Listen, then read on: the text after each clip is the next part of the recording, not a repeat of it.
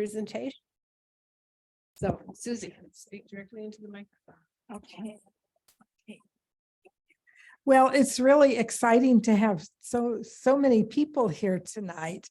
After a couple of years of Zooming, it's taking us a while to get our audience coming back. So thank you all for coming and for finding your way into this mysterious building.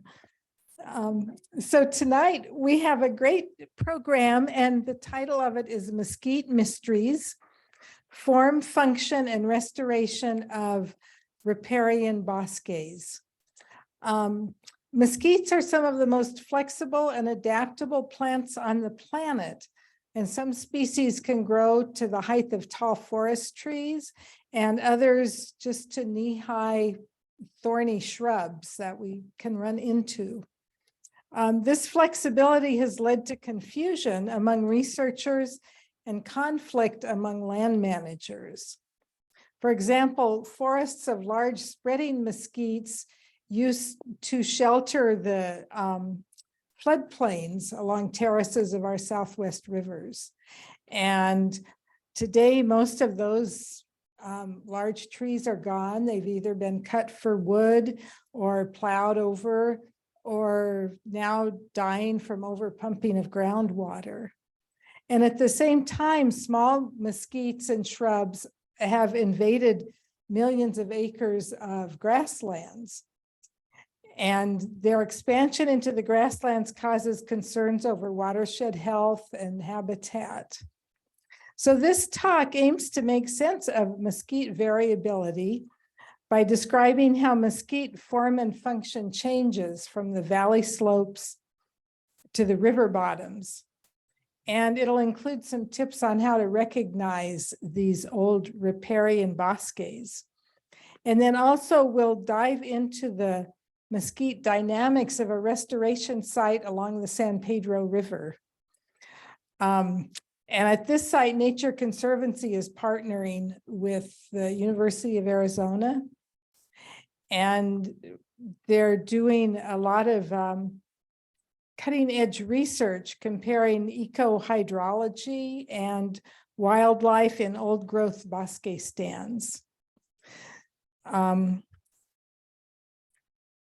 something that this talk will also cover, and some of the questions that people have had, is how you can use some of the new ecohydrology methods to reveal secrets, like when trees are using groundwater resources and when they're using rainwater resources.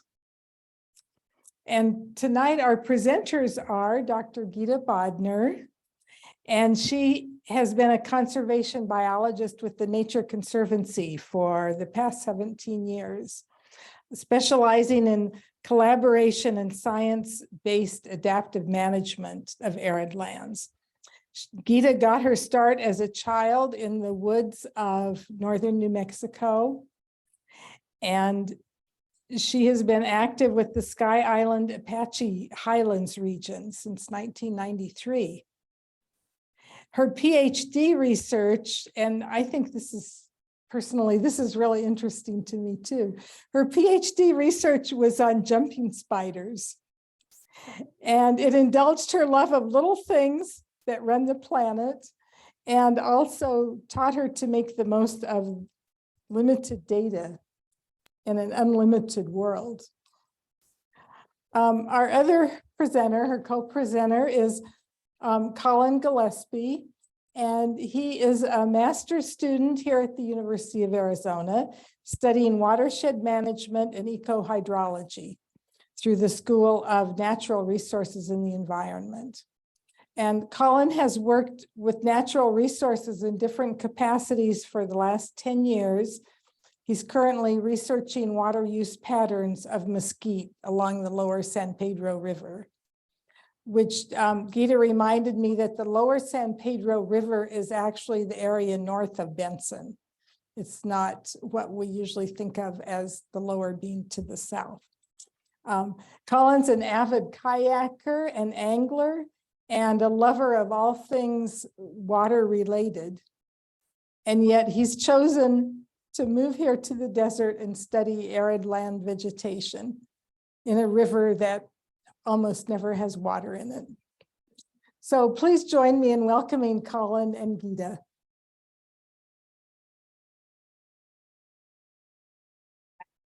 Do I need to do this recording? Already. All right, and you guys on chat or on Zoom, yeah, do let us know if the sound is going wonky besides when we move the microphone around. All right, I'm gonna just check on the chat here. Looks good. Okay. And here we go. From beginning.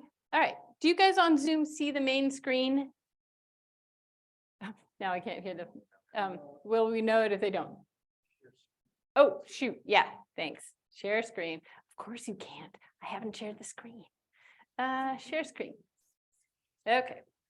Share screen. Share. Then That's good now. from current slide. Okay, that's working. Yay. Okay. Okay, cool. Oh, and the chat shows up on here then otherwise. Okay, and or yeah, how do you do there? Perfect. Okay, I'm gonna pull this over here so I can see. Okay, so Susie, thanks. That was a great introduction and gave away a bunch of the secrets, but there's plenty more secrets where that came from. So what I'm going to do is I'm going to start,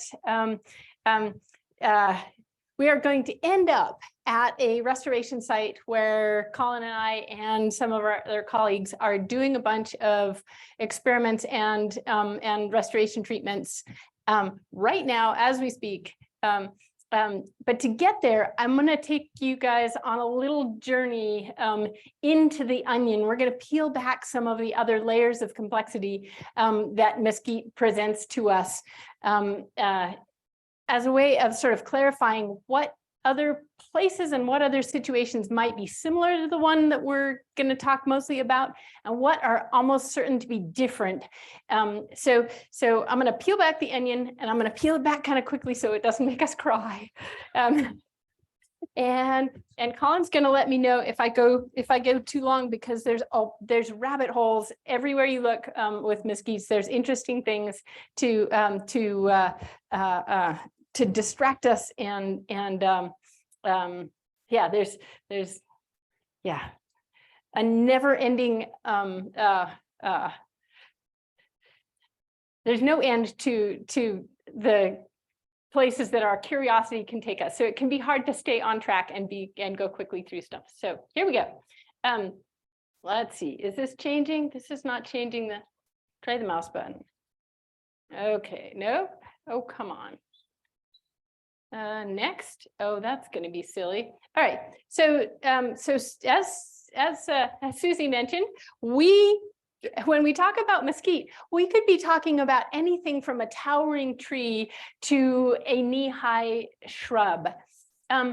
So as plant people, right, our first well, okay. And when we're listening to our friends and neighbors talk about mesquites, they may be talking about them as the best things that ever existed on the planet, or absolute total villains who are ruining everything for everybody, the world's worst. So to kind of start to make sense of some of that variability in form, function, and perspective, this is a sort of a preview of the talk. I'll start by as any good botanist would do, talking about species and ecoregions and making a few distinctions. Then we'll get into where on the in a given watershed different growth forms occur. And then we'll dive into our site and to all of the activities on the site. So, all right. So what exactly is this thing we're talking about? If you search mesquite under SciNet herbarium database that most of you guys have probably spent some time at, this is what you're going to get. You will get dozens of different names that have been used for things in this region. And to make matters even more complicating, you'll see a new change from the genus Prosopis to the genus Neltuma. So you might just throw up your hands and run away screaming right then and there. Fear not, there are some patterns in this noise. It turns out that most of the native species in our region, most of the trees that are native in our region that are mesquites, are either in this glandulosa complex. You can lump it all into one, or you can divide it up into dozens of different things. But glandulosa is a thing. And so that's the blue, that's the blue polygon there. And in this nice happy red area, that's our velvet mesquite. That's Neltuma now, velutina. You do get hybrids. Mesquites like to hybridize. They're very promiscuous. They'll breed with anybody in the same genus.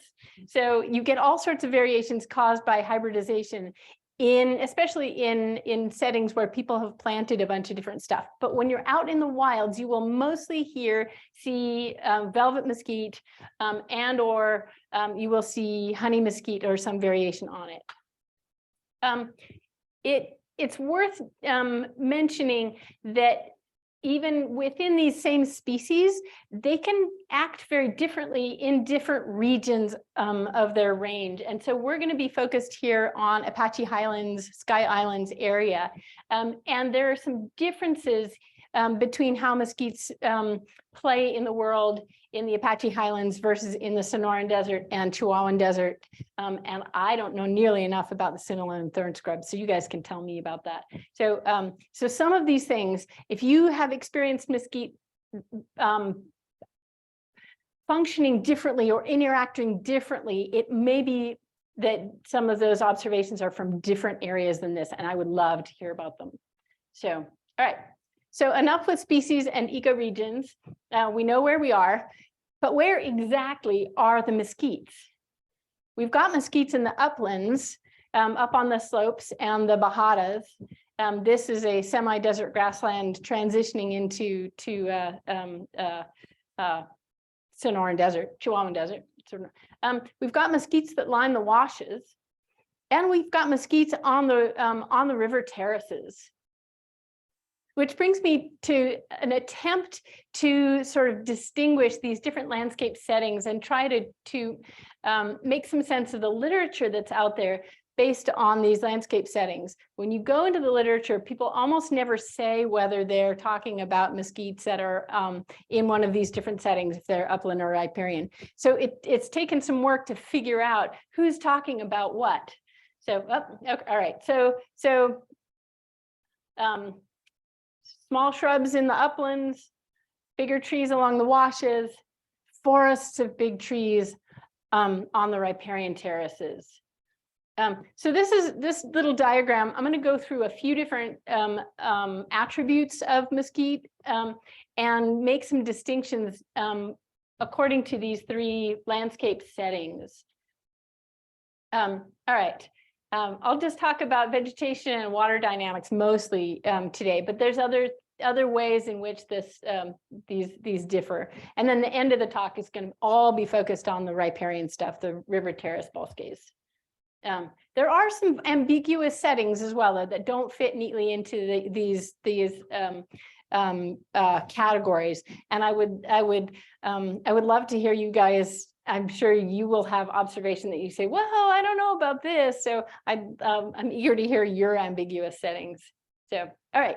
So to start out with vegetation, as you guys know, and as you saw in the pictures, upland mesquites tend to be small-ish. They may be small trees, they're often shrubs.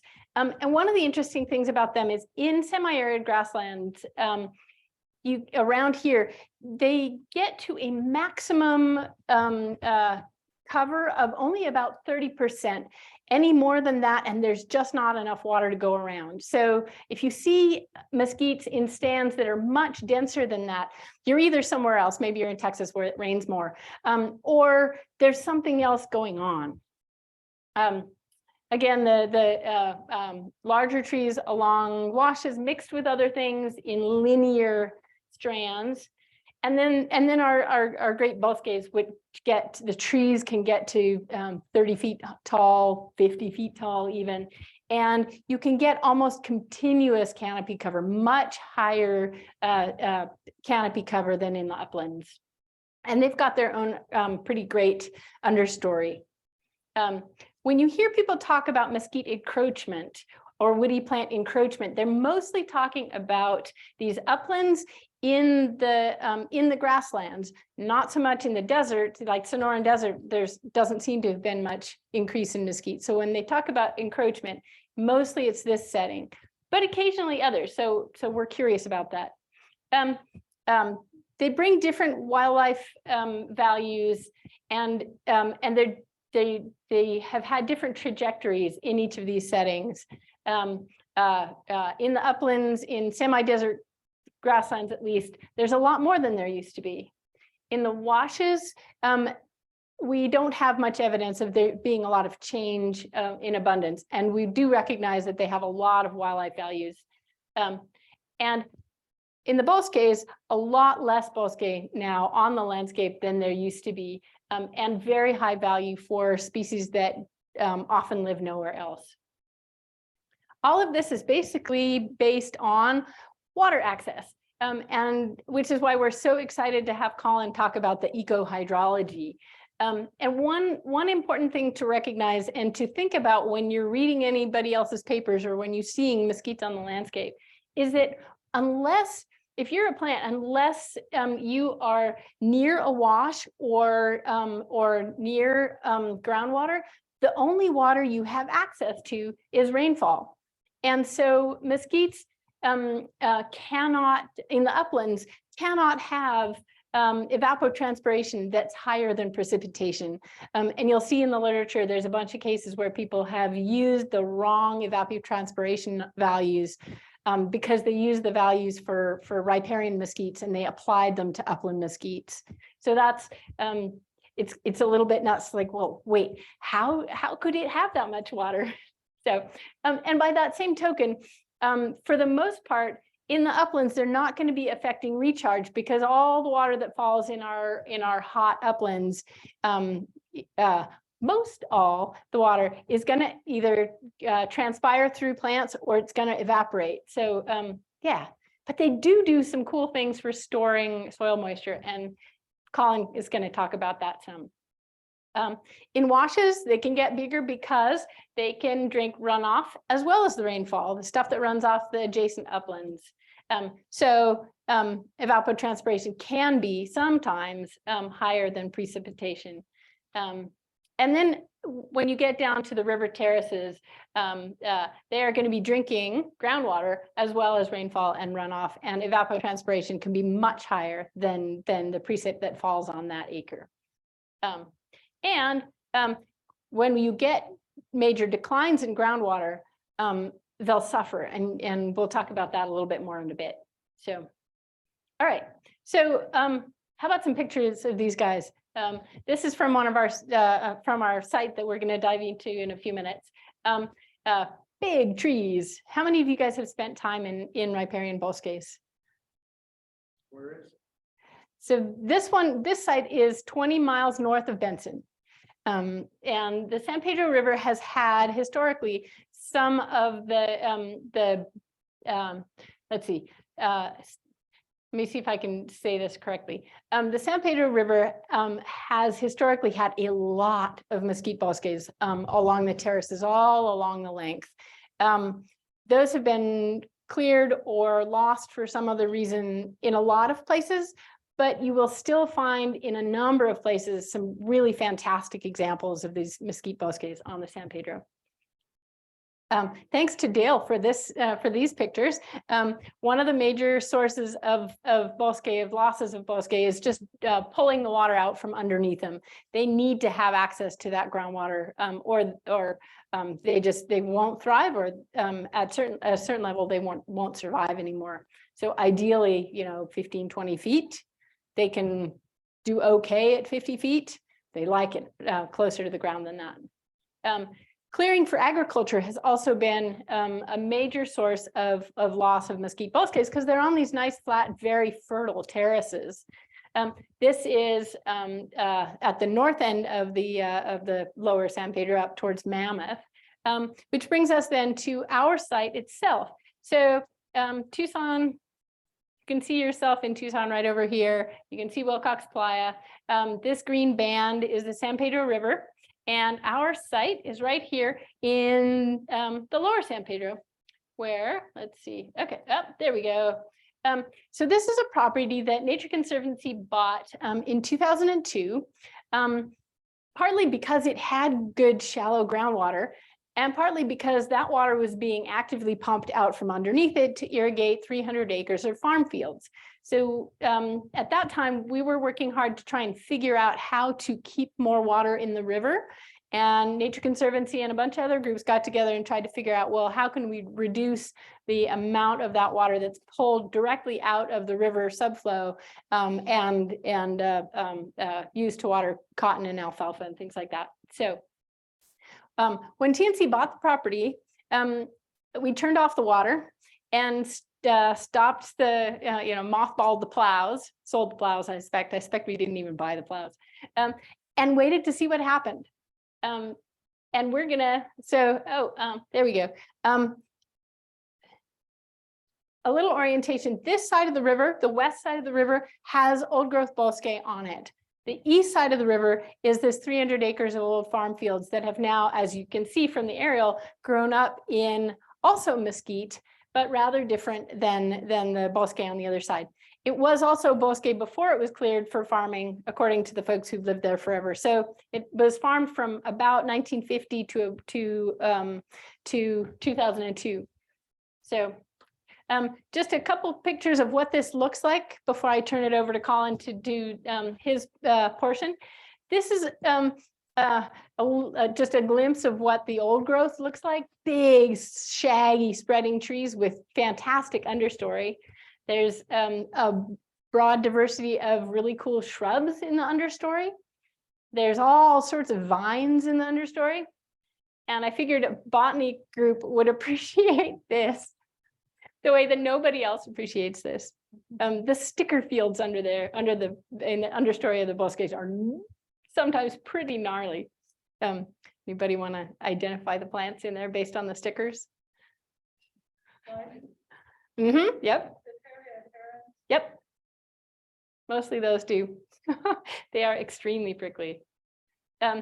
This is this is one bosque plot sort of seen through time. You can see that that bosque has been there. So our earliest really good pictures are from aerial photos are from 1996.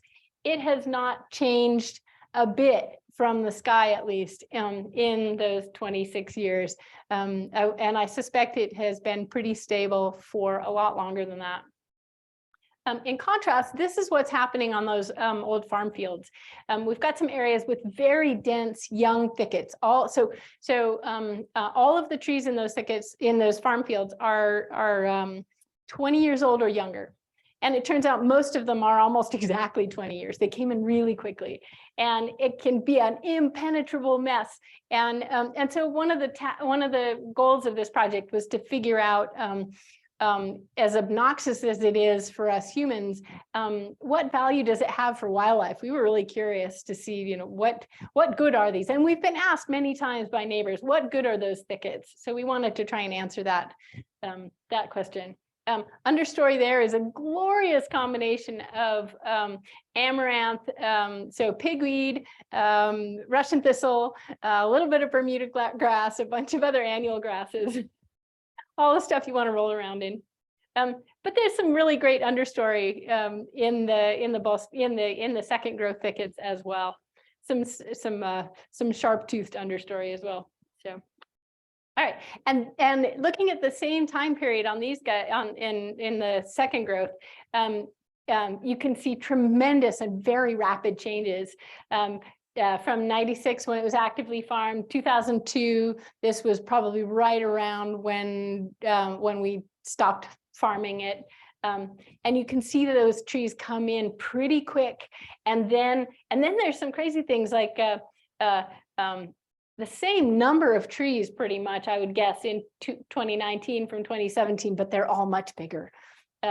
And then 2022, this was from right after we finished a thinning project, a little thinning experiment that Collin can tell you more about. So yeah, so across this site, we've got a lot of riparian mesquite with a really big range of ages and densities, and felt like it was a perfect place to try and understand what riparian mesquite does as it gets older. And yeah, and with that, I'm going to turn it over to Collin. Any questions for me while he's? Yeah. Did those trees just come in on that farmland spontaneously? Or They- did you plant it? They came in all by themselves, and probably with the help of some cows. Yep, we did not plant anything out there. So it's kind of amazing. I mean, there's plenty of old farm fields that would still be just dust and weeds. And so to have it come in that thick with native vegetation of any type is an accomplishment. Yeah, and so densely at Yeah. that. Yeah. Any other questions? Yes, sir. I have a question from chat. Jan Turner is asking, how did you turn off the water at the TNC property? Well, Dale might have to help me answer that. Were you there at the time, Dale? Turned off the pumps. Yep. It was easy. And tried to work to get the water rights transferred to the river, but I think that the paper side of it is still in process. The goal was to leave the water for the river rather than taking it out for alfalfa or whatnot. But yeah, pretty much just turned off the pumps and stopped plowing, and all this crazy stuff happened since. Yeah. Is there any record of some sort of acid bed or mesquite somewhere like dying for some reason that end up doing like not the mechanical or chemical removal, but some disease or anything that affects these trees? I've not heard of any major disease die-offs. You definitely see places where they've died or died back, like a lot of branch dieback when the water table's gone down and when there's been big droughts. You can see that on Cienega Creek Natural Preserve, for example. Even from I-10, you can look at them and you'll say, well, those are big trees, and the tops are all bare. So that's the lowering of the water table and drought on that. And you can see some places where they've died entirely from drought and lowered water table. There would have to be a lot of fungi, I think, that would affect them, but they're awfully tough. Their wood is so hard. You can tell they put a lot of work into making themselves tough. Yeah. People on Zoom are not hearing questions from the audience. So if there's a question, Okay. We'll repeat the question. Okay. Yeah. That question was about, are there things that kill mesquite besides us intentionally trying to kill mesquite? And the question before was about whether we planted any of that or if it just came in. All right. Thank you. Sure. Thank you. Okay, so Gita mentioned that sometimes mesquite are portrayed as a little bit villainous at times. There's a suspicion that they can be limiting the amount of water we see in streams and rivers. And so there have been projects throughout the Southwest, sometimes on the state level or the private level, to remove mesquite for the purpose of like restoring more stream flow. But it's really not established in the literature that it would have this effect. And so it's kind of in that context that I'm doing my master's project, looking to see, at least trying to answer a piece of that question. Do mesquites use a source water that would otherwise become stream flow? And so that's what I've been working on since last fall. And we're looking at different sources of mesquite to see if that's something that would justify their removal or if it would make much more sense to try to preserve them. And so I'm going to talk a little bit about our study, some of the measurement techniques that we use, and some of our preliminary findings. So we're investigating the source water. Hold on, where am I at? There we go. We're investigating the source water patterns of mesquite to see if or how they vary from young trees to more mature trees, how they vary throughout the year, and if they vary throughout the year, if a thinning treatment would impact the water use patterns of the younger trees and how water access impacts tree water stress. So, and by investigating source water, I mean, where are the trees getting their water from in the soil? Are they getting it from shallow layers? Or are they getting it from deeper in the soil? And then does that pattern change throughout the year? Oh, and those are also some of the questions that we're looking at.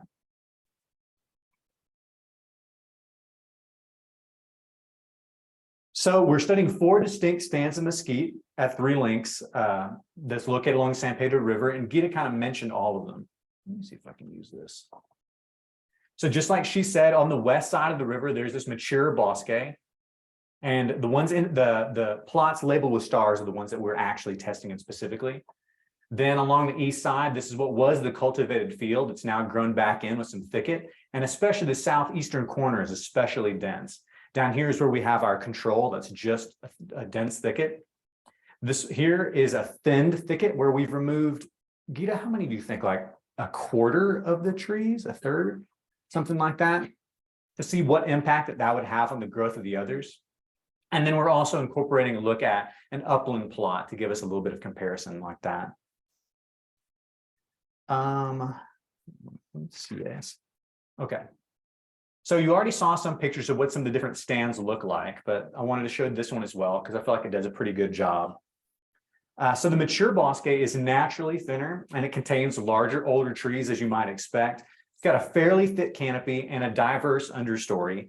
I like working in that one the best because I don't have to stoop as much as I do in the other ones. The dense thicket is, like you'd expect, really dense. It's very difficult to walk through. The trees are mostly smaller. It's a really dense canopy, even denser than in the mature bosque. And there's not much understory in the dense one. And then the thinned young thicket is, this one was naturally a little bit thinner anyway, but it has undergone a thinning. We removed a bunch of trees last spring, and now it has a much more diverse understory than the dense thicket does, and a much more open canopy. And so last May, we started collecting meteorological data at each of our test plots, including measurements of air temperature, relative humidity, soil temperature, soil moisture, and other things besides that, all to get a better look at how the trees are going to be responding to varying meteorological conditions at each of the plots, and potentially how the different stand structure might impact some of those conditions, like moisture, like temperature, stuff like that. And so those are done with these like automatic data loggers that are connected to sensors buried in the ground or on the post. And they're logged every hour, and I go out about every 6 weeks to collect that data. So some other things that we're measuring. We've been measuring a leaf area index to get a little more quantitative comparison of the stand structure to see how those canopies vary. Some are more open than others. And for that, we're using this LICOR device, which measures the light coming through the canopy to give a number of the actual density of the canopy. We've also been using dendrometers. These are used to track the growth of the trunks of some of the trees in our test plot.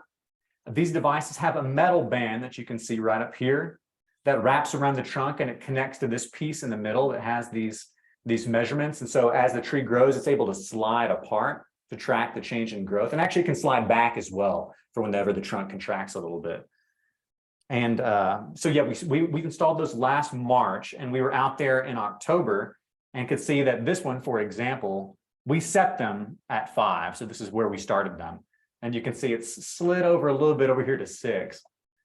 So there's a little bit of growth on that one. And then I saw another one as well that looked like it has grown substantially, but I'm going to try to look at them a lot more closely next time I go out there and actually record those values. I think, oh yeah, my battery's dead, but I can try to project, and hopefully everybody can hear me online. It's okay. I was in theater in high school, so I trained for this. So just feel at ease. Oh yes. So like with many other techniques, mesquite are not always very wieldy for some of the measurement techniques we want to use, and that certainly applies to dendrometers.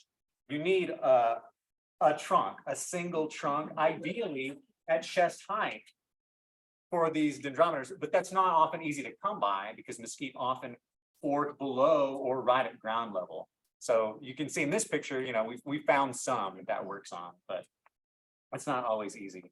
But we thought it'd be worth trying because we wanted to see if perhaps some of the trees that exhibit the most growth might use a specific water source, but that might be interesting. Oh, and in fact, that reminds me, if we've got time, Gita wanted to put out a call for help. We want to maybe institute some DIY dendrometers that maybe you guys might be interested in helping us with. Another measurement technique that I think is really fun and interesting, it's very, to me, very, very stereotypically sciencey, is measuring leaf water potential using a Scholander pressure chamber, this thing right here. This technique is used to get an indication of a tree's water stress. It's done by taking a cutting, like you can see in this picture here, and you seal that cutting inside this chamber, and there's a gasket that seals around the cut end of the cutting. And so you place it down in that chamber, and we fill the chamber inside with nitrogen gas and slowly increase the pressure. Thank you very much. And you slowly increase the pressure, and the gauge reads how much pressure there is, and the amount of pressure it takes to force the moisture out of the cut end of the stem is a measure of how much tension the tree requires to move water through its tissue under normal processes like transpiration. And so that gives us a sort of a measurement of the amount of stress the tree's under. It's not like all levels are stressful, but the more negative these values, the more stress the tree's under. What's that? Like blood pressure. Yeah, exactly, like blood pressure. And so we do this before dawn to get a look at what that stress, what that tension looks like when the trees are at their least stressed of the day. And we do it again at midday to see what they look like at their most stressed. And I have to say that waking up at 3:30 in the morning to run around in the dark, measuring these trees has not been my favorite part of the study. It's more like type 2 fun. It's maybe fun later, but while happening, not that fun. But it's a nice look at the bosque, a different time of day.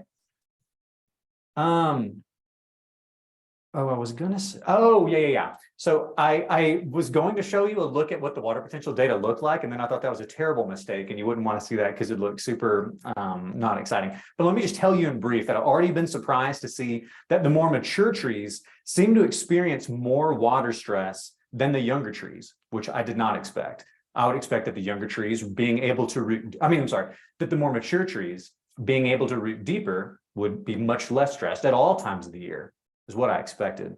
But that has not been the case so far. And as the monsoon season went on, all of the trees seemed to become more stressed, which again was a surprise to me. This could indicate that the more mature trees and the others as well are not taking advantage of the monsoon precipitation.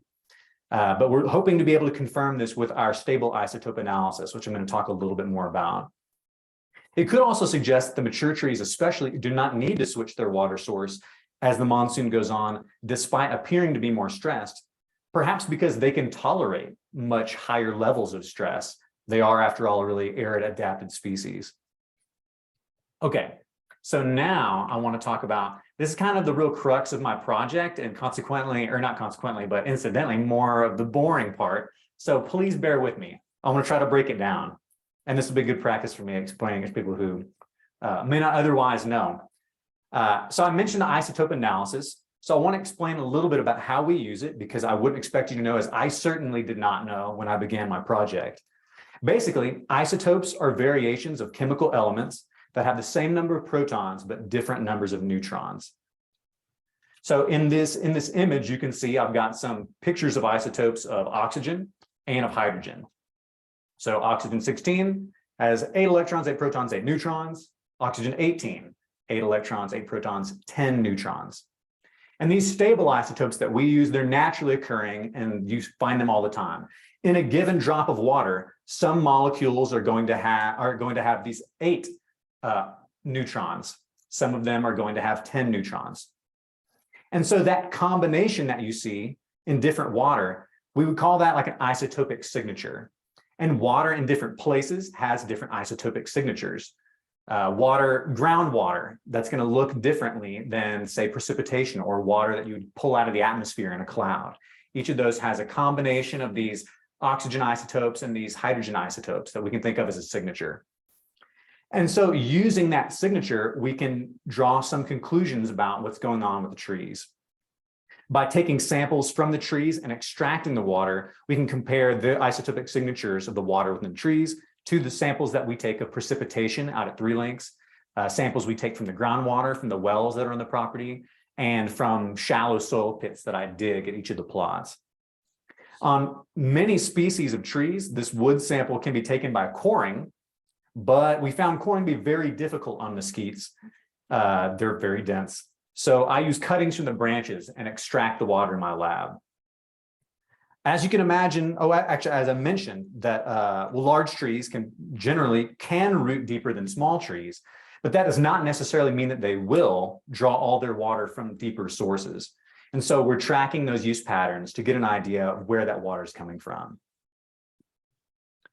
Okay, it's gonna get a little worse before it gets better. Now, I want to look at a little of my isotope data, but first, I'm going to try my best to walk us through a short primer on how to read this dual isotope plot. Don't worry about the axes. It's not very important for us. Just know that this line right here is called the global meteoric water line, and it basically contains values of precipitation from across the world. Colder regions are going to be down here on the line. Warmer regions are going to be up here on the line. Similarly, summer rains are going to be further up the line, and winter rains are going to be further down the line. When water is given time to evaporate, the ratio, or that signature that I mentioned, it's going to change. And so that water will drift away from the line, and shallow soil water, especially in warmer temperatures, is going to give us values out here in this direction. Colder regions, but deeper water and winter precipitation, it's going to have values a little further down here, down and further closer to the line. So that looks, I know it's a little bit squirrely, but so now I want to show you that so I can show you what some of my data from 3 links looks like. And I realize it's a little busy. There's a lot going on here, but let me briefly point out just a few interesting trends that we may be seeing so far. So these figures have the same layout as that big one on the last slide. And keep in mind that the dots represent the water taken from the trees, and the asterisks represent water from the soil, the shallow soil. And then this plot down here labeled rain, those are the actual rain values. And so just to point out a couple things, both in January and March, so by the way, it's color coded by date. So January would be kind of this, does it? Oh yeah, it's not quite as good on the screen. I anticipated that, but didn't do anything about it. So this looks like January right here. It's kind of a salmon color. And this over here is March. So as the water taken from the trees is for the most part, in January and March, it's a little further away from the line, indicating that they're using older shallow soil moisture that has had more time to evaporate. And they're relying a little bit less on the recent rain. The exception you can see is this mark down here, that it's very close to this value of precipitation for January. So that would suggest that that tree is using that water very rapidly, which is not the same as the other trees from that plot. So I looked and found that that was one of the smaller trees that's in the mature bosque. It's one of the smaller trees, and it's actually a really sickly tree that I'm really worried about. I'm afraid it's going to die on me and not make it to the end of my project. But so that left me wondering, why is that? You know, maybe there's a reason why it's using more of that shallow water. And I don't know what that is yet, but it's just something that I plan to keep in mind. Let's see, by April, which is this olive color out here, here, some of these here, over here. By April, values start moving back in the direction toward the line, which indicates an increasing reliance on the deeper soil moisture, which makes sense because those shallower soils are probably starting to dry down. April's warming up. There was not a lot of rain out there during that time. Also in April, the trees in our upland site, they're really split. There's a couple that are drawing water from way out here, a couple from way over here.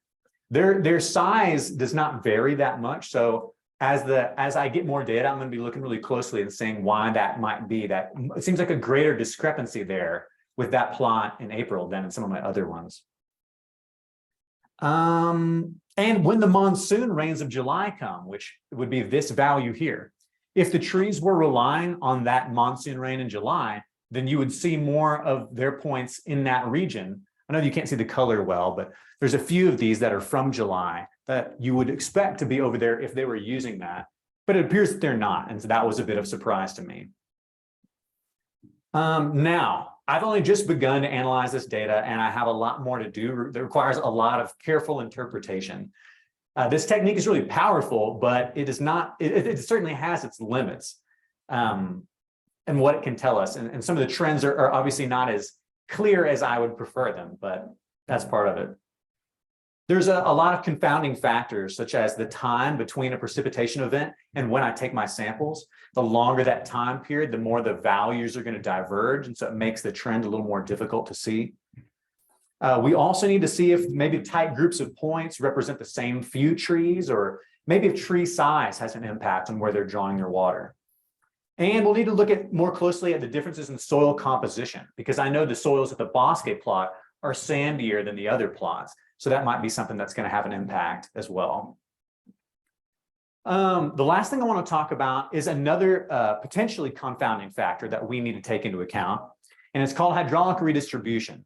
And I want to describe it briefly because I think it's really fascinating, and I would expect you would as well. Hydraulic redistribution refers to the upward, downward, and lateral movement of water through plant tissue, specifically the roots. And it's distinct from the movement that occurs during transpiration because it happens while the stomata in the leaves, or needles, as this species may have, are closed. And it even can occur when trees are dormant during the non-growing seasons, which I think is pretty interesting. So this movement occurs, actually, let me point this out in the figure real fast. So in the dry season, you can see that at night, this water is still moving up the roots, just like it would during the day. But instead of going up into the tree, it's being pulled out into these shallower soils, presumably because in this situation, it's more moist down here in these deeper soils and drier up here. So that natural difference in the soil moisture gradient is pulling that water through the roots. In the wet season, it'd be the opposite. Maybe the soils are drier down below and wetter on top. And so that same process is pulling water from these shallower layers down into these deeper layers. And we could say that the trees, whether intentionally or not, are banking that water for when the dry season comes back around. This movement occurs just because of a natural soil gradient. This process can be both competitive or facilitative for understory plants. It can help bring moisture up to them whenever they can't otherwise reach it. But then there's other times, like say in the wet season, where they're drawing that water away. So the whole reason I bring this up, though, is because this can confound some of our data. Because as you can imagine, if a tree is pulling water from shallow soil moisture layers, but there's some of this redistribution happening, and water from deeper in the soil is being redistributed to those shallow layers, it's going to throw off that signature, and it's going to make it less clear than it would have otherwise been. And so it won't be as obvious whenever we're making that comparison. Is that just shallow soil moisture, or is it mixed with deeper moisture as well? So basically that sums up my part of the project focused on ecohydrology. It's still very much a work in progress, and I'm looking forward to processing and analyzing more of my data in the coming months. And maybe you could have me again next year and I could talk about what I found by the end. But now I'm going to pass it back to Gita. If we've still got, we basically don't really have much time, but to talk about any of the other aspects of the project or anything else. Now that the music behind us is really ramped up.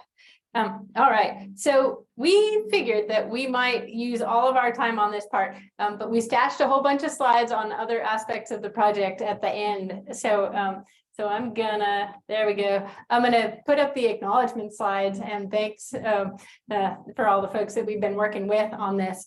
And then if any of you guys wanna stay a little longer, wanna find out what we're finding about the birds and how the birds differ from thickets to old growth bosque, or want to hear about how the birds are responding to the thinning, or want to see how well mesquites also hide their secrets when you look at tree rings, or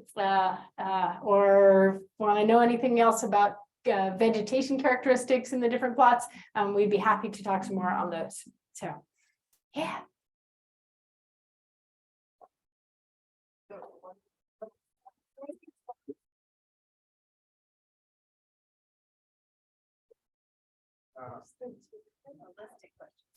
Okay, yeah, let's do some questions. Yeah, let's do some questions. And one of them could be like, show me the slide on such and such. I didn't see any reference to biomass in your studies. Yeah, And I was wondering if you saw any trends. Because I'm interested in getting the carbon out of the atmosphere. yeah. So how, have you seen anything you could talk about on that? That's a fantastic question. The short answer of that is that we are still trying to figure out how we're going to estimate biomass. There have been okay. Oh, sorry. The question was about biomass. What's the biomass doing out here? Are we getting massive amounts of carbon capture? Can we say anything else about how this system might participate in pulling carbon out of the atmosphere and saving us from ourselves? The short answer is there's a lot of biomass out there, but we haven't yet figured out exactly how we're going to estimate that. There are equations that have been developed for upland mesquites, and so we'll be able to make some estimates based on those equations.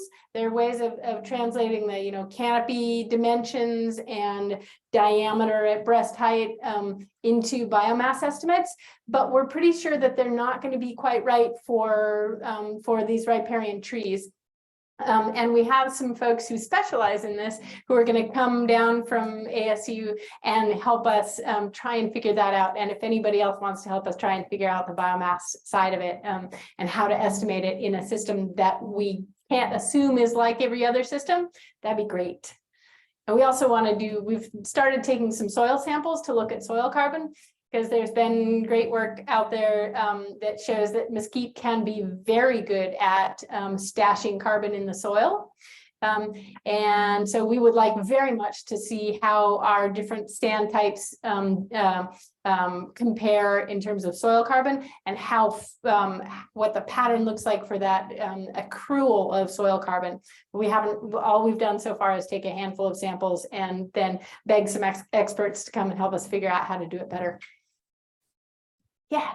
We've got two related questions from online audience Okay. members related to fungi. The first question is, do fungi play a role in mesquite biology? And then the second question is, how do mycorrhizal networks factor into these mesquite bosques? In many areas, the fungi broker exchange of water and nutrients underground. Well, I would love to know the answers to those too. Okay, questions being, what role do fungi play in these mesquite bosques, and what role do mycorrhizal networks play in the network of trees and their interconnectedness below ground? I have no idea. I'm sure there are a lot of fungi, and I would love to know some of the answers to that. These guys they're nitrogen fixers. Let's see, what's somebody refresh my memory. Who does the fixing of the nitrogen on their roots? Yeah. Probably mostly bacterial rather than fungal nitrogen fixation, right? Yeah. And I have no idea on the rest of the fungi question, but I'll bet there's a lot, and I'll bet they're different in the old growth to the young growth. And if anybody wants to come and take some samples and try and help figure that out, we've got the perfect site for you. And we've got a follow-on question from an online audience member. Yeah. Where are the nitrogen fixing bacteria? Are they shallow or deep? And if you could repeat the question. Okay, where are the nitrogen fixing bacteria on the roots of the mesquite? Are they shallow or are they deep? It has never actually occurred to me to wonder which roots they're on, which is kind of, yeah, anybody here, anybody else in the audience know? And I would assume that they are at least in the shallow roots, on the shallow roots. Yeah, you guys may have figured out from this, and you may have already known, that mesquite have both extensive lateral root systems and deep tap roots. So yeah, is one of those sets of roots more active in nitrogen fixation than the other? I have no idea. Anybody else know? That's a great idea. Great question. Yeah. I'll ask a question you can't answer. Okay. What about those wildlife values of those dense thickets? You know, Wildlife values of the What- dense thickets. Yeah, cool. Let me get you to the bird part. Yeah, so we have a bunch of wildlife cameras out now, and we have yet to go through all of the photos for them. So hopefully in a few months, we'll be able to tell you more about other wildlife. But the bird studies, so we've had breeding bird surveys out for 2 years now and just got the data crunched on those. And the short answer is that both the mature bosques and the second growth thickets are excellent bird habitat. That there's approximately the same diversity of birds in both the old growth and especially the dense and moderately dense thickets. But there's some differences in there. So the bosques overall have higher abundances than the thickets, and there are certain birds that have preferences. So this is work that Aaron Flesch just wrote up, that of the 28 most common breeding birds out there, 10 of them seem to be actually don't particularly care whether it's a bosque or a thicket, old or young stand. 12 species are more abundant in the older stands. 3 species are more abundant in the densest thickets. One of them really likes the middle ground, like the Goldilocks. And then there are some that you would expect, as you would expect, there are some that really only occur where there's still a fair amount of open ground and low growing vegetation.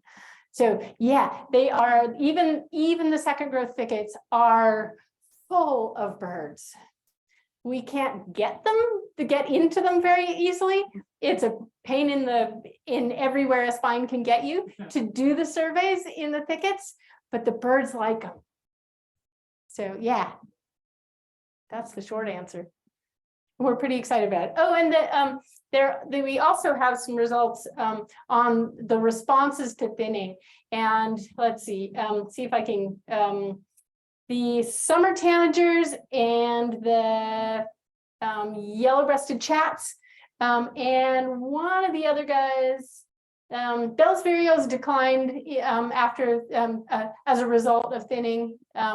Yellow-breasted chats, summer tanagers, and somebody else increased. Vermilion flycatcher increased after thinning.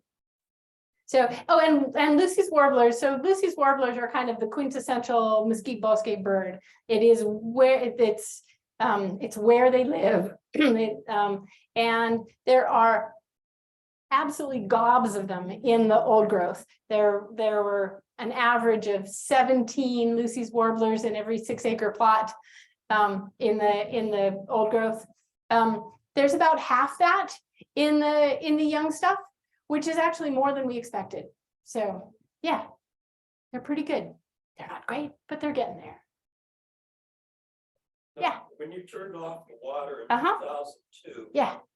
And miraculously all these mesquites came back over the next 20 years. Didn't you get any desert broom or salt cedar coming in? No salt cedar at that location. There are some other properties that we manage that have had salt cedar come in alongside of mesquite, and it can use very similar habitat. For whatever reason, it didn't come in here. And there is some salt cedar along the river channel, basically in between some of our plots, but none out on the flats. We don't, don't know why.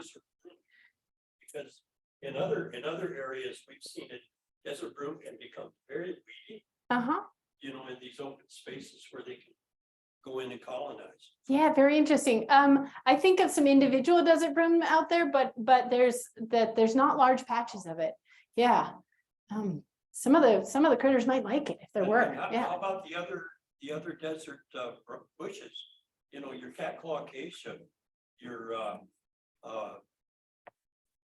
white thorn acacia. Yeah, Are we there have any some, coming in? we have some giant old growth cat claw in the bosque, but I haven't seen any cat claw in the young stuff. Yeah, it's a little bit of one of many mysteries why we are getting certain things coming in and not others. Maybe it's seed source. What about like a hackberry, like desert hackberry or canyon? Yeah, hackberry? Yep. So in the mature bosque, there are big and sometimes small. There's a scattering of the tree hackberry, I have not seen any of those yet in the young stuff.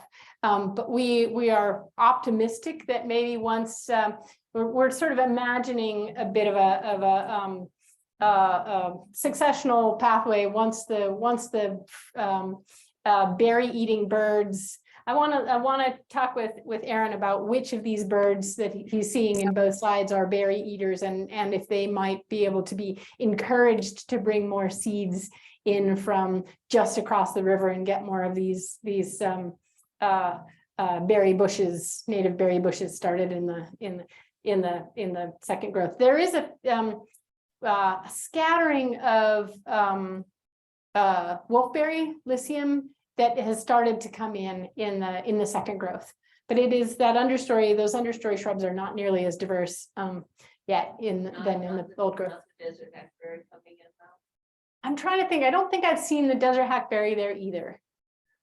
Yeah, Well, we do have that in the mature side, right? we have the tree hackberry, Oh, the okay. netley hackberry. Yeah, I haven't seen the desert hackberry out there, but wondering now if I'm it gonna could look. be that we're Uh-huh. not seeing the same diversity in this new like thicket area because of the same flood regimes that used to be in the river area aren't really there anymore because the flows changed.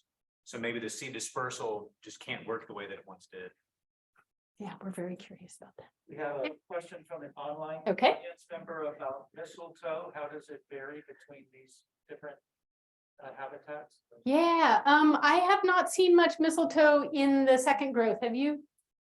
And I'm trying to think, Dale, can you think of much mistletoe in the old growth over there? I'm sure it's there, I'm but sure it's there, but I haven't seen it.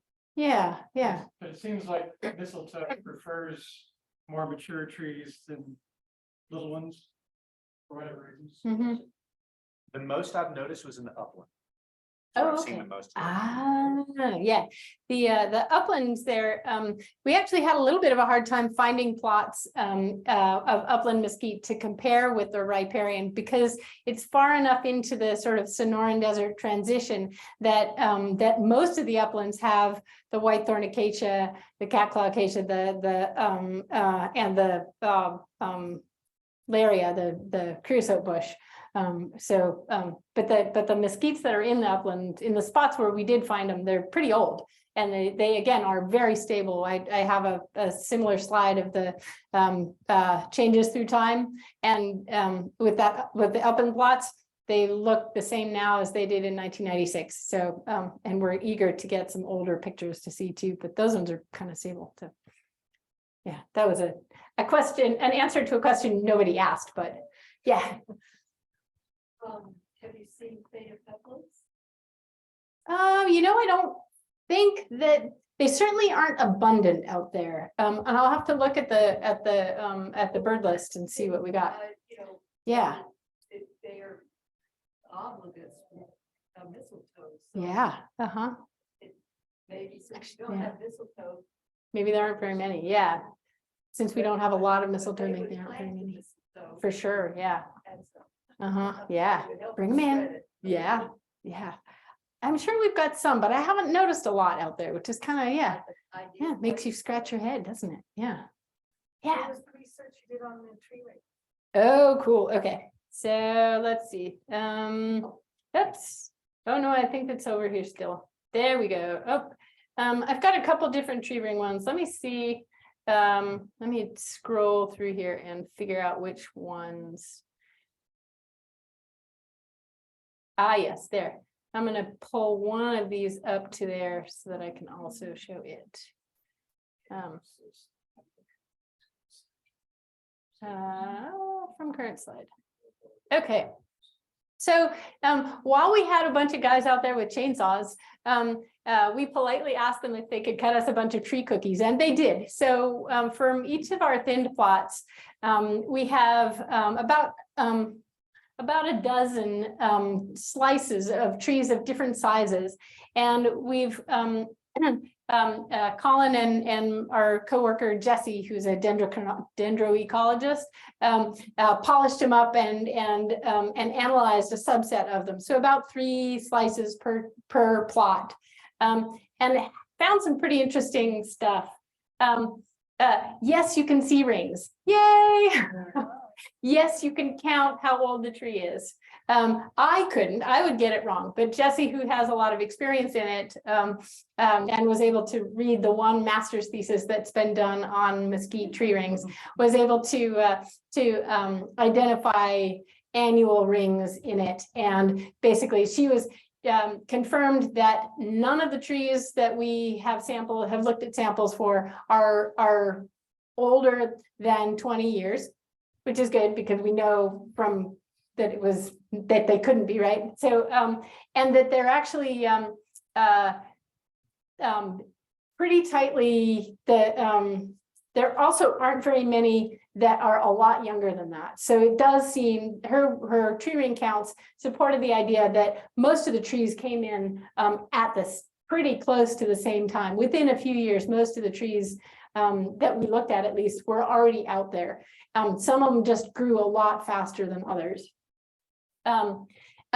She also found that she was not able to cross date them. So if you look at the pattern of wide and narrow rings in normal trees, you can find out a lot about the climate patterns, right? You can tell a dry year from a wet year, and every tree in a stand and every tree, you know, in that region is going to show some of the same like patterns of wet to dry. And you can say, oh, well, that was 1993 and that was, you know, 2011. And you can cross date them and compare them. These guys are not yet behaving in any consistent way. You can count them, but you can't compare them across trees. So mesquites are still hiding their mysteries in the tree ring. There was a master's this is a figure out of one of the one master's thesis that was done on mesquite tree rings. And basically, I think that the poor fellow may have thrown up his hands and switched fields because they were so hard to work with. Yeah, he came to some similar conclusions. It's very hard to cross date them.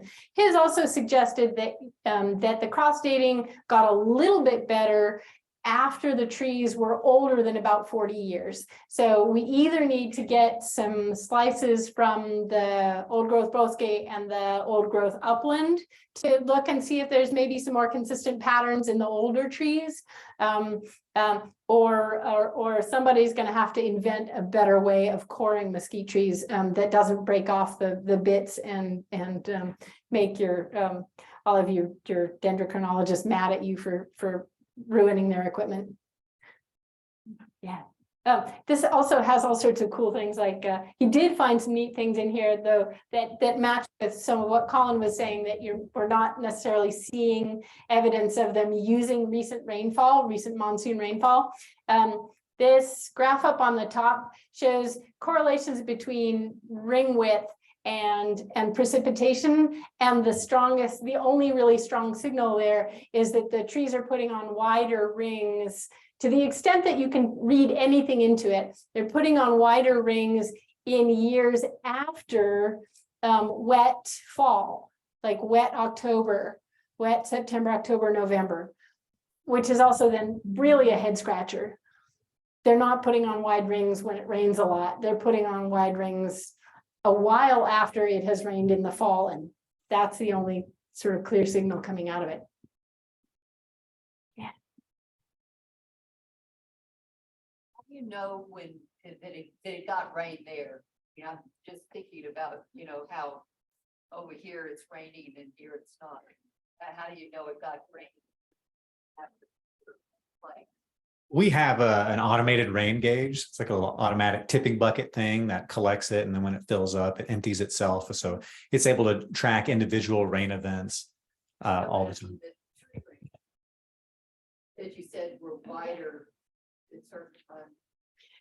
So at our site, we would be comparing rings with the rainfall data that we've collected on site, which may not be perfect from one, from one plot to the next. It might rain on one plot and not rain on the next plot. Yeah, quarter mile away. But this study was done at the Santa Rita Experimental Range, where they've got a really dense set of rain gauges, and they know every drop that falls within, I don't know, they've got them every mile or so, I think, even. So, But yeah. the trees don't go back very far. The trees are not very old. Ours that we're looking at are only those 20-year-old trees. We only took the sample so far from the ones that we were cutting down anyway.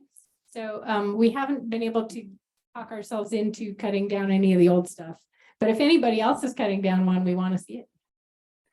If the power company comes out and tries to cut one and has to cut one down, we want to be right there behind them and get a cookie from it. Did that answer it? Oh, Had we- yeah. Yeah. Any other questions? Do we have any more online? That's it. Dale? Yeah, so speaking of biomass, I know it's early, but any noticeable response to the thinning in the thin plots versus the unthinned plots? What the trees are doing because of that? We haven't yet collected no answer yet. Everybody grew a bunch last year, and we haven't gone out yet and taken the full set of measurements on the thinned and unthinned yet.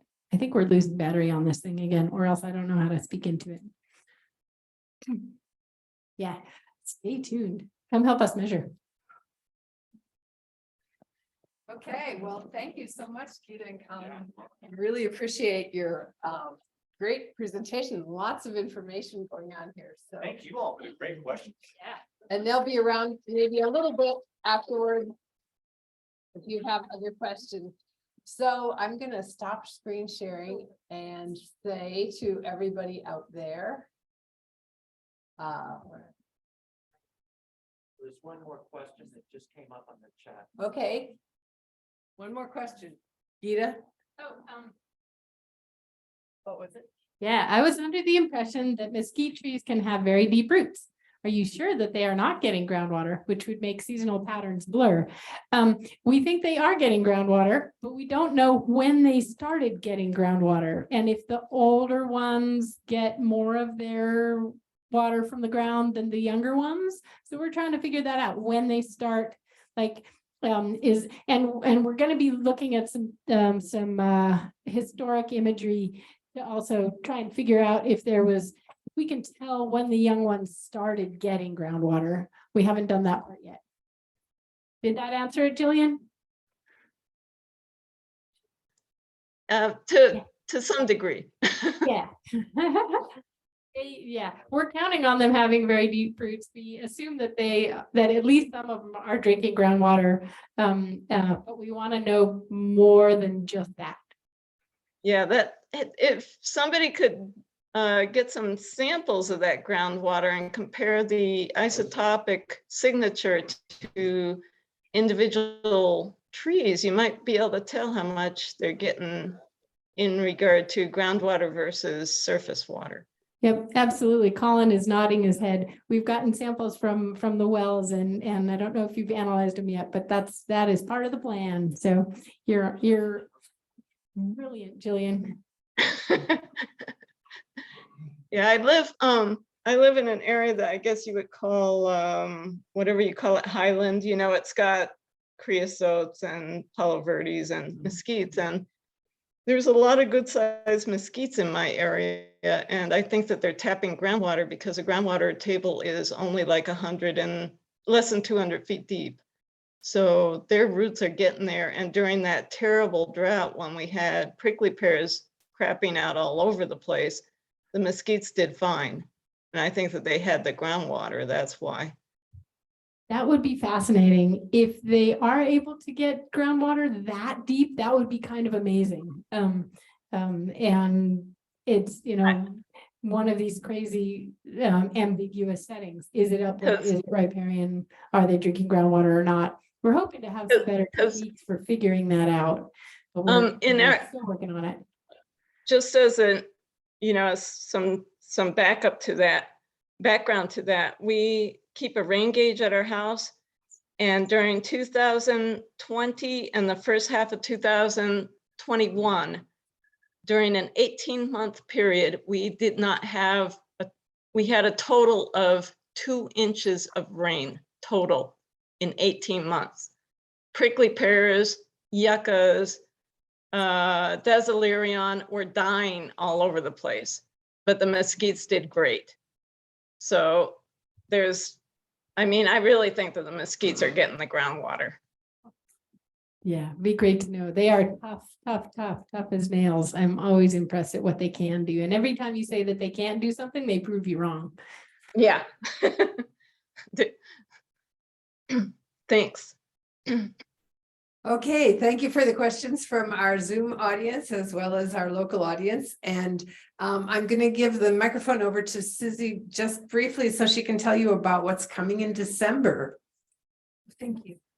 So our December speaker will be Jim Verrier, who a lot of you I'm sure know from Desert Survivors. And his topic will be the distribution and drivers of subtropical plants in the Sky Islands. So these subtropical plants that come up and just make it into our Sky Islands, a lot of them are some of our favorite plants. And he'll be talking about his research in how they get here and why they're here.